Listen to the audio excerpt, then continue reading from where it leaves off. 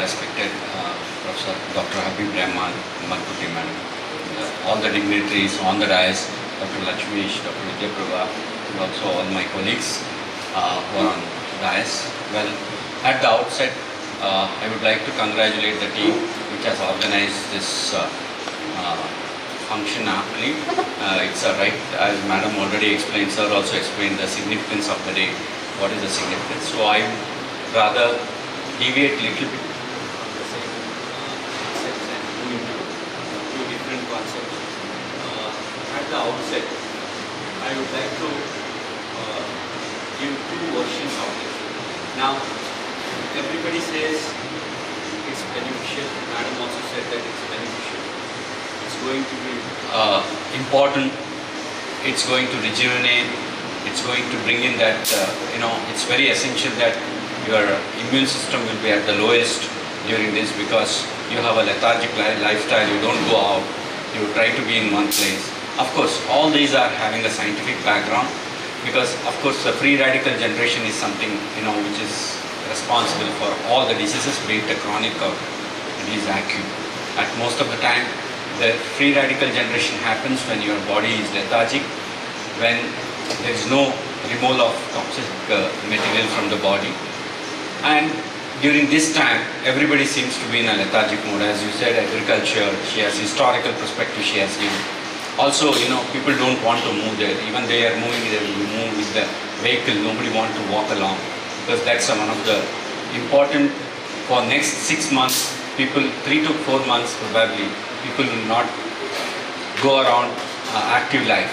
So that's the reason during this time, the humidity is also high, the body pores, skin pores will be open, and whatever oil or whatever, basically ingredients which are meant to reduce the free radical generation are removed through this manner. That's the reason there is some scientific background.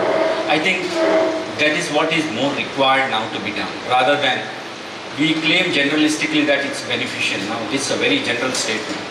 Now what we require at this point, what I urge all the therapists as well as the people who want to carry out research in these areas, have to exactly prove that it is beneficial. Exactly proving its evidence, which need to be produced at molecular level, which need to be produced at the cellular level, as well as the outcomes which need to be clearly given the views. That's how, if you look at, yoga has become quite popular everywhere.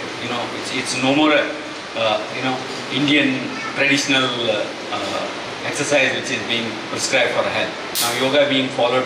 Now there are more claimers from all other throughout the world, about the yoga and its benefit, because significant amount of research has been highlighted, significant amount of academics has gone into the process, and that's how it's been globalized.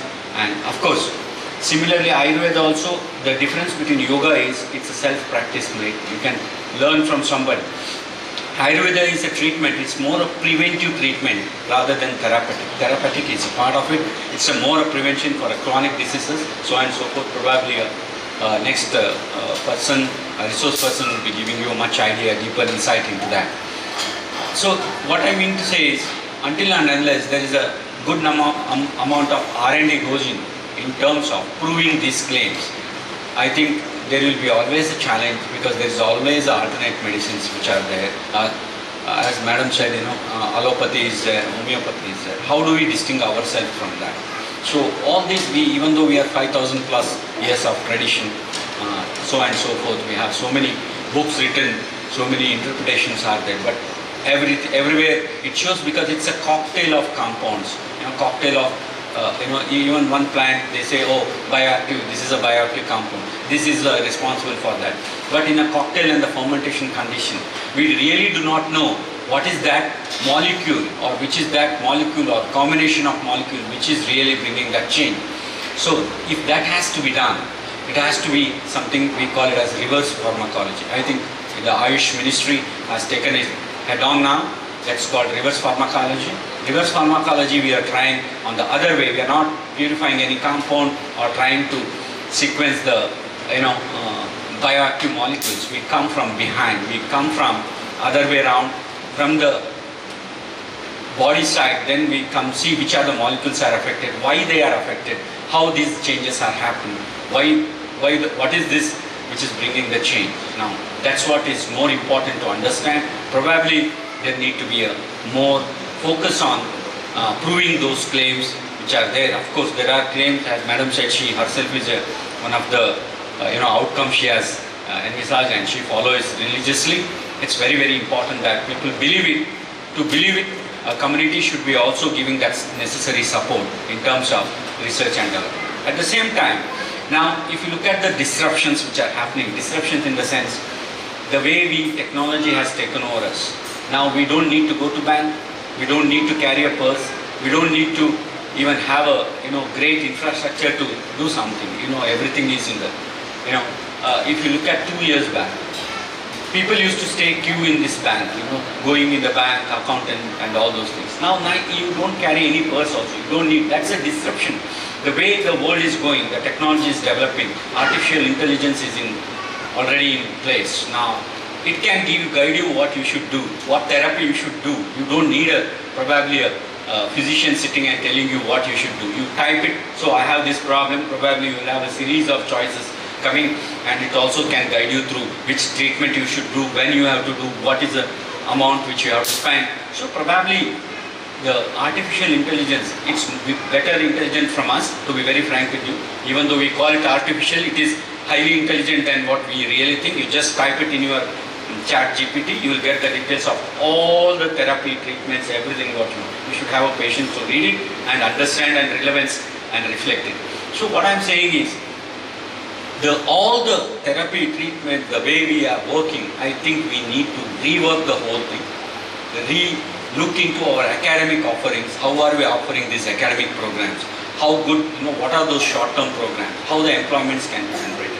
I think we need to think differently to ensure that you have more better exposure to these activities, so that people from other countries, and even in our community, for example, in and around India, how many, you go to the rural area, other than few, probably people do not know all these things, because people are not keen, because they go to some doctor and get the treatment, because these are not publicized in the way it should be done. So it has been a very traditional way of looking at it. I think there need to be re-look into the programs, academic programs, the way we are packing our wellness industry. In India, wellness industry is slated to be one of the top 10 which is going to fetch a job or fetch a next generation new age courses. So I think if you look at those wellness industry, such kind of activities 100% lead to, because people are looking at Ayurveda as part of wellness and the therapy. It's not only therapy, it's also a wellness component. So if you keep that as a component, I think you have a great potential in next 10 years, because everyone are looking at wellness industry and its growth. And we have an advantage in India because we already have such systems established, better than other than few like Thailand or a few of the European nations. We are in a much better position as far as quality and quantity of such wellness industry is concerned.